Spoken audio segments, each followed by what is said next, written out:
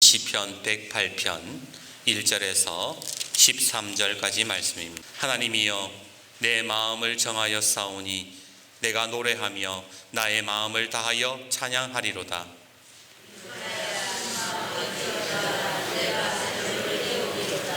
여호와여, 내가 만민 중에 주께 감사하고 문나라 중에서 주를 찬양하리오하오리니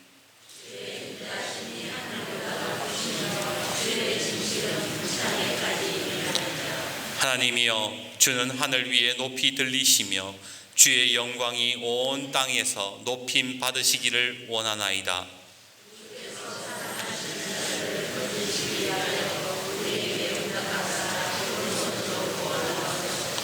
하나님이 그의 성소에서 말씀하시되 내가 기뻐하리라. 내가 세겜을 나누며 숫꽃 골짜기를 측량하리라.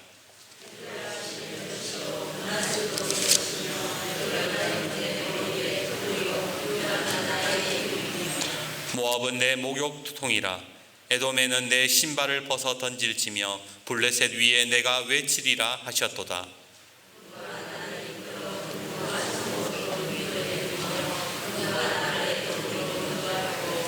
하나님이여, 주께서 우리를 버리지 아니하셨나이까? 하나님이여, 주께서 우리의 군대들과 함께 나아가지 아니하시나이다.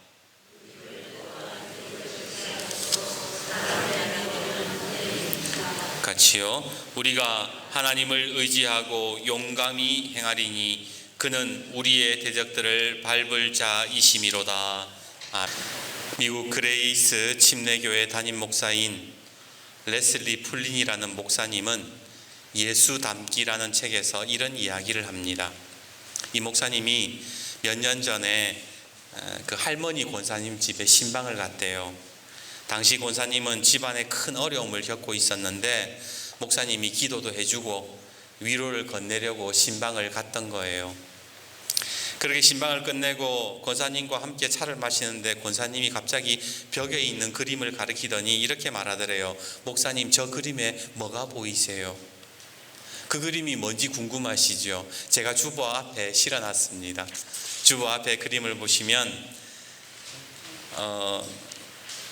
이 피터 폴 루벤스가 그린 사자굴 속의 다니엘이라는 그림이었어요.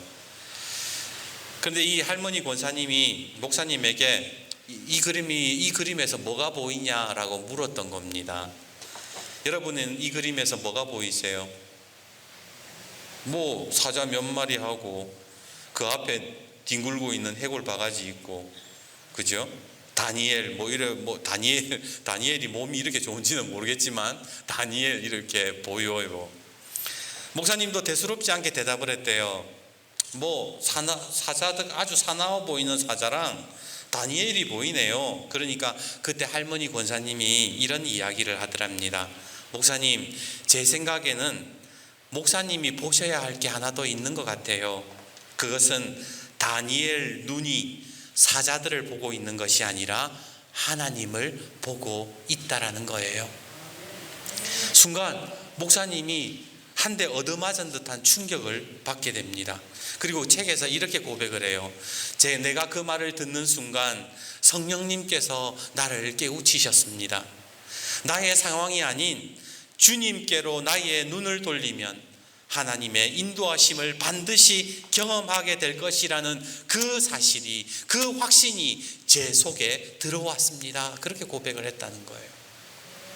이후에 목사님은 목양실에 이 사진을 딱 걸어놓고 어려운 일이 있을 때마다 내가 다니엘처럼 하나님을 바라보겠다, 그런 마음으로 목회를 했다라고 하지요.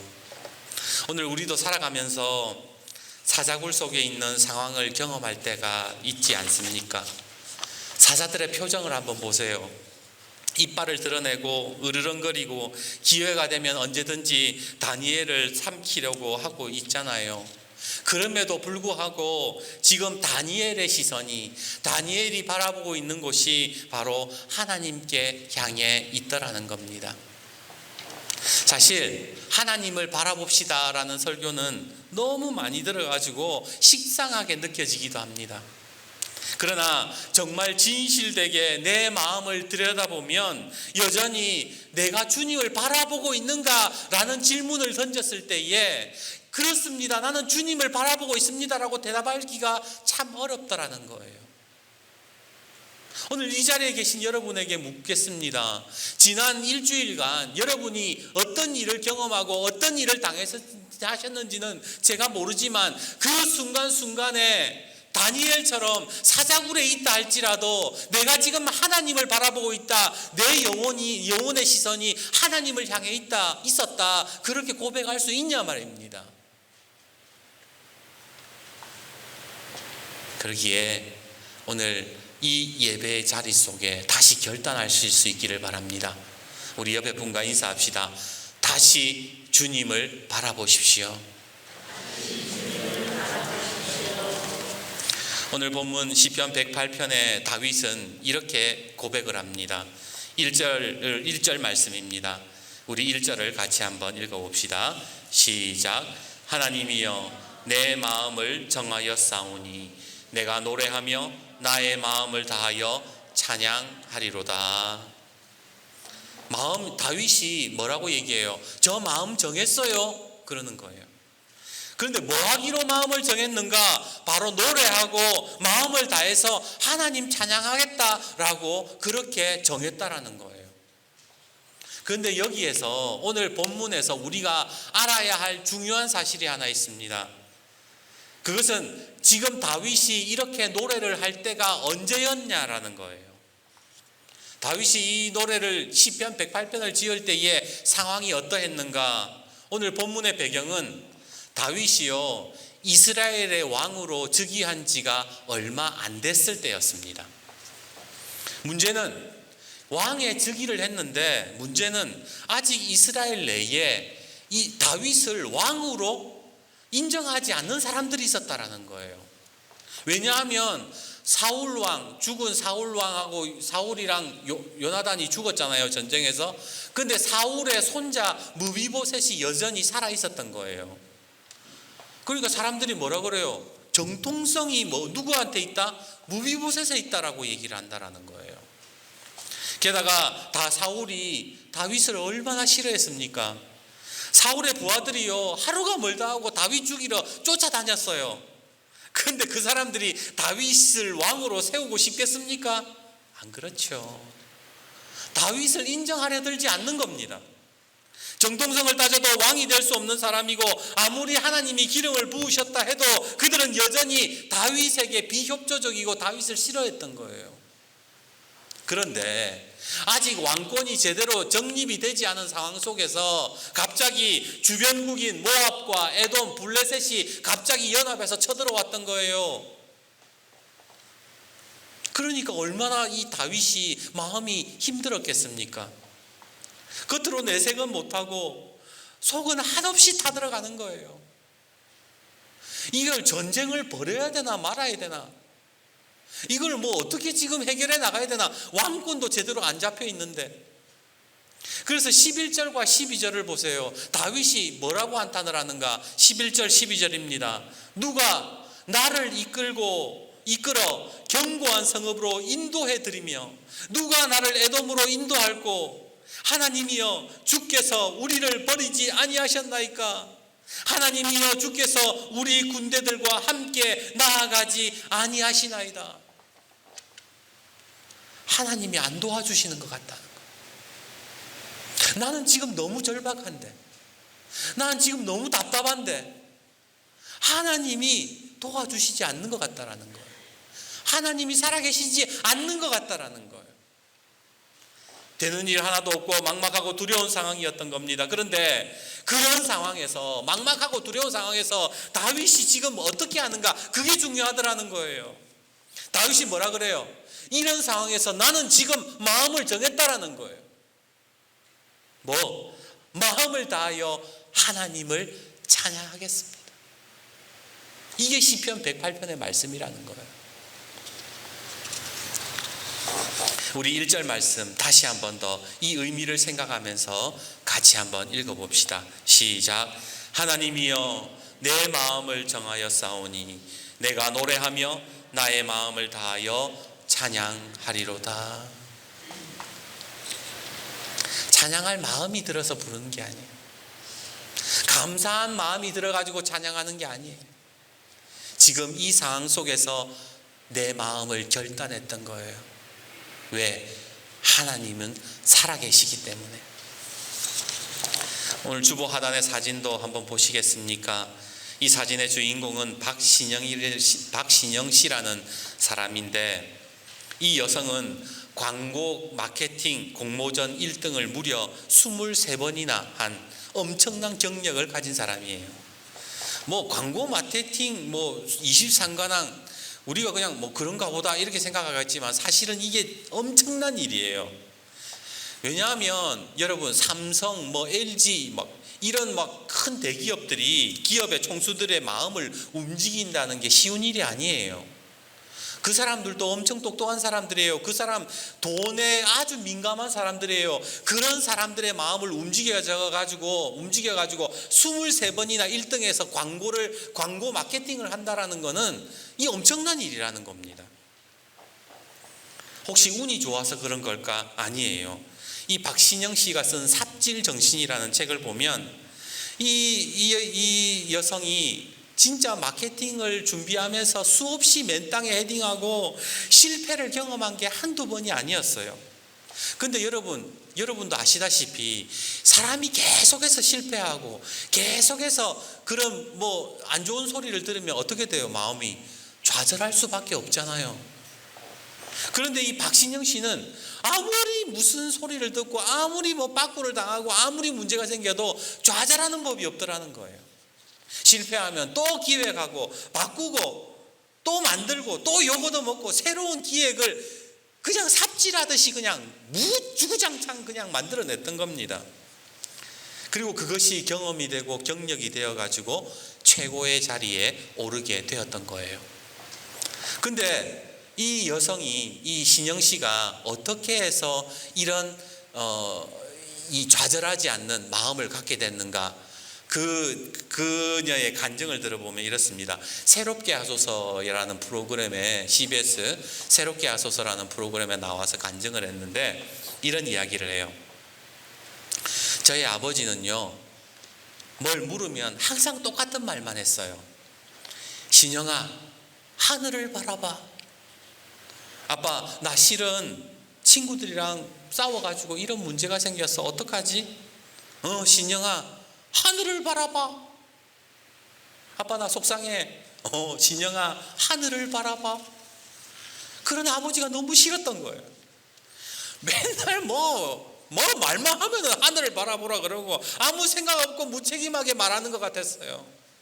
한 집의 가장이라면 좀 현실적이어야 되잖아요. 실질적인 능력도 없으면서 맨날 허구한 날 하늘만 바라봐라 그러니까 어처구니가 없었던 거예요. 그러다가 한 번은 이 아버지가 또 어리하게 사기를 당해가지고 온 가족이 살던 집에서 쫓겨나게 됐습니다. 이사할 곳도 없고 짐을 싸가지고 정처 없이 그날 당일날 돌아다니는데 운전대를 잡고 있던 아버지가 뭐라 그랬는지 아세요?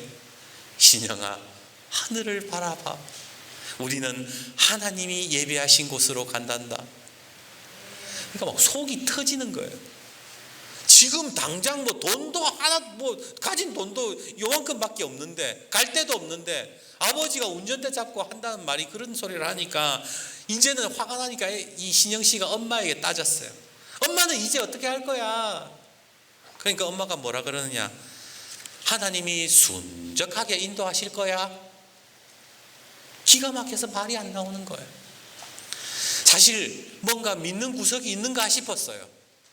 왜? 적어도 예전에 사다 놓은 땅이 있다든가 보험 해약하지 않은 보험이 있다든가 누가 도와준다고 했다든가. 근데 그런 것도 아무것도 없는데도 이 부모님들이 끄떡도 안 하는 거예요. 그냥 하나님 바라보라고 그랬다는 거예요. 도대체 부모라는 사람들이 아무런 대책도 없이 얼마나 무능해 보이고 실망스러운지 꼴도 보기 싫었대요. 그런데 집에서 쫓겨났던 당일 신기한 일이 벌어집니다. 집을 구하려 어떤 부동산에 들렸는데 진짜 말도 안 되는 가격으로 집이 나와 있더라는 거예요. 왜 집은 시세라는 게 있잖아요. 주변에 뭐 다 100만 원이면 요도 100만 원이지. 근데 말도 안 되는 가격으로 집이 나와 있어가지고 이 집주인이 정신 나가지 않고서는 그런 가격에 집을 내놓을 리가 없는데 완전 헐값에 그냥 거저 공짜에 집에 들어가게 됐던 거예요. 이후에도 이 신영 씨가 하나님 바라보고 사는 이 부모님들을 통해서 많은 은혜들을 경험하게 됩니다. 그리고 그 속에 믿음이 생기는 거예요. 그리고 문제가 생기면요, 그 신영 씨도 부모님을 따라서 그랬다는 거예요. 하나님을 바라봐야 되겠구나. 그래서 일하면서 수없이 실패하고 문제가 생기고 어려운 일도 생기고 눈물도 났지만 포기하고 낙심하지 않았대요. 하나님 바라보면 된다. 그거 하나 믿고 살았다라는 거예요. 그리고 박신영 씨는 기획공모, 23관왕, 수많은 실패들을 경험했음에도 불구하고 결국에는 그런 기획의 여왕이라는 별명까지도 얻게 되었던 겁니다. 사랑하는 여러분, 성경을 보세요. 하나님 말씀 보세요. 성경 한번 펴보세요. 뭐라고 되어 있습니까? 출애굽기 20장 2절, 나는 너를 애굽 땅 종되었던 집에서 인도하여 낸 네 하나님 여호와라. 레위기 22장 33절, 너희의 하나님이 되려고 너희를 애굽 땅에서 인도하여 낸 자니 나는 여호와이니라. 신명기 5장 6절, 나는 너를 애굽 땅 종되었던 집에서 인도하여 낸 네 하나님 여호와니라. 내가 너의 하나님이야. 이스라엘을 애굽에서 인도하여 낸 하나님이 계속해서 이 말씀을 하신 이유가 뭡니까? 왜 계속해서 우리에게 똑같은 말씀을 주십니까? 바로 이스라엘을 애굽 땅에서 인도하여 낸 하나님이 내 인생에도 하나님이 되신다라는 거예요. 이스라엘처럼 너를 인생에서 인도하여 내겠다, 하나님이 약속하신 거예요. 그런데 아무리 그 말씀을 우리가 들어도 여전히 하나님을 의심하고 그 말씀을 믿지 못하고 살더라는 겁니다. 그게 오늘 우리의 신앙의 현주소 아닌가요? 우리는 누가복음 12장 29절 30절의 말씀을 잘 알고 있습니다. 너희는 무엇을 먹을까 무엇을 마실까 하여 구하지 말며 근심하지도 말라. 이 모든 것은 세상 백성들이 구하는 것이라. 너희 아버지께서는 이런 것이 너희에게 있어야 할 것을 아시느니라. 알지요. 믿는다고 말은 하지요. 근데 여전히 우리의 기도의 내용을 보면 먹을 것 구하고 마실 것 구하고 누릴 것을 구하고 그렇게 살잖아요. 그게 하나님 바라보는 것일까요? 우리는 오늘 우리의 신앙을요 점검해 볼 수 있어야 돼요. 먹을 것 달라고, 입을 것 달라고 예수님이 걱정하지 말라고 하셨는데 여전히 걱정하는 게 그게 하나님 바라보는 거냐는 말입니다. 하나님 바라본다는 거는요, 준다고 했는데도 못 믿고 계속 달라고 하는 게 하나님 바라보는 게 아니에요. 하나님 바라본다는 것은 하나님이 살아계심을 믿는 것, 하나님의 인도하심을 믿는 것, 그게 믿는 거고 그게 주님 바라보는 거죠. 그게 하나님을 인정하는 거예요. 오늘 본문에 다윗을 보세요. 사실 속이 바짝바짝 타들어가고 있잖아요. 부하들 말 안 들어 먹지요. 지금 블레셋이랑 에돔이랑 모압이랑 연합해가지고 지금 쳐들어 와가지고 지금 칼 들고 설쳐대지요. 속 시끄럽죠. 그런 상황에서 지금 다윗이 뭐라 했다는 거예요? 나는 지금 하나님을 찬양하겠습니다. 나는 내 삶을 인도하시는 하나님을 의지하고 믿겠습니다. 그렇게 지금 자기가 마음을 정했다라는 거 아닙니까? 만약에요, 저 같았으면 이렇게 기도했을 것 같아요. 나를 반대하는 자들을 주님 저주하여 주시고 지금 모압과 에돔과 블레셋을 물리쳐 주세요. 내 왕권을 강화시켜 주시고 나라가 부강하게 해주시고 나에게 능력 부어주시고 하는 일마다 잘 되고 가는 곳마다 형통하게 해주세요. 저는 그렇게 기도했을 겁니다. 근데 다윗은 다르게 기도하더라는 거예요. 왜 그랬을까요? 왜 그랬을까요? 진짜 주님을 바라보는 것이 무엇인지를 알고 있었던 거예요. 우리 5절과 6절 말씀 같이 한번 읽어봅시다. 5절 6절입니다. 같이 읽습니다. 시작. 하나님이여, 주는 하늘 위에 높이 들리시며 주의 영광이 온 땅에서 높이 받으시기를 원하나이다. 주께서 사랑하시는 자들을 건지시기 위하여 우리에게 응답하사 오른손으로 구원하소서. 하나님의 인도하심을 믿고 있기에 하나님의 영광을 구할 수 있었던 겁니다. 그렇다면 오늘 시편 108편의 말씀처럼 우리가 진짜 하나님을 믿는다면, 우리가 진짜 하나님을 의지하고 하나님을 바라볼 수 있다면 제일 먼저 해야 되는 게 뭐예요? 그 나라와 그 의를 구하는 거예요. 오늘 주님을 끝까지 바라보고 하나님의 인도하심을 경험하는 우리 강덕교회 성도님들이 되시기를 주님의 이름으로 축복합니다. 탈모증 치료 중에 탈모 치료제 중에 모리가나라는 제품이 있어요.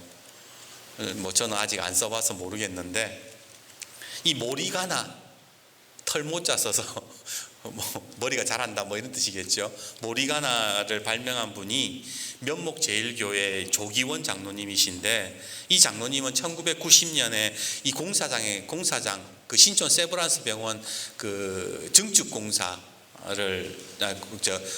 구 건물을 철거하다가 그만 이 목재가 무너지면서 왜 아파트 보면 철근 뾰족뾰족 솟아나온 거 있잖아요. 거기에 떨어졌어요. 그래가지고 온몸에 구멍이 났어요. 장이 파열되고 이 몸에 구멍이 막 여러 군데 났는데 그 중에 한 곳은 도저히 이 봉합이 안 돼가지고 의사들이 가망이 없다 그랬어요. 죽음 앞에서 하나님 제발 살려주십시오. 다른 의사들도 안 된답니다. 하나님만 살려주실 수 있답니다. 그렇게 기도하고 기적적으로 살아나게 됩니다. 그때부터 장로님이 새벽같이 일어나서 교회 청소하고 집집마다 전도지와 주보를 나누어주며 사람들에게 전도합니다. 하나님이 나 살려주셨다고. 교회 건축을 할 때는 빚을 지면서까지 교회에 헌금을 하다 보니까 주변 친척들과 이웃들이 저거 예수에 미쳤다고 막 핍박까지 했어요. 그런 장로님이 늘 하는 기도가 있었대요. 그것은 무슨 기도였느냐? 저는 하나님이 살아계심을 믿습니다. 저를 통해 하나님 영광 돌리게 해주십시오. 그 기도를 계속했다라는 거예요. 그렇게 기도하던 중에 문득 예전에 있었던 일이 떠올랐대요. 기도하는 중에 20년 전에 장로님 그 부인 권사님이 첫째를 낳고 이 몸이 안 좋아서 탈모가 왔는데 아내가 안쓰럽잖아요. 탈모가 오니까 젊은 나이에.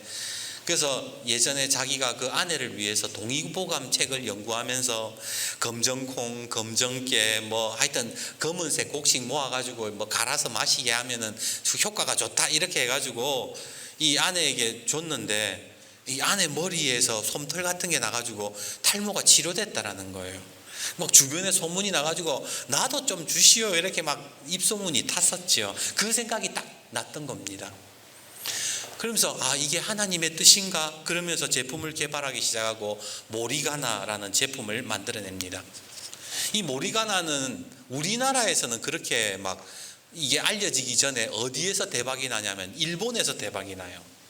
화학약품도 아니고 천연곡물로 만들어졌으니까 사람들이 막 믿고 먹을 수 있다면서 일본에서 막 대박을 터뜨린 거예요.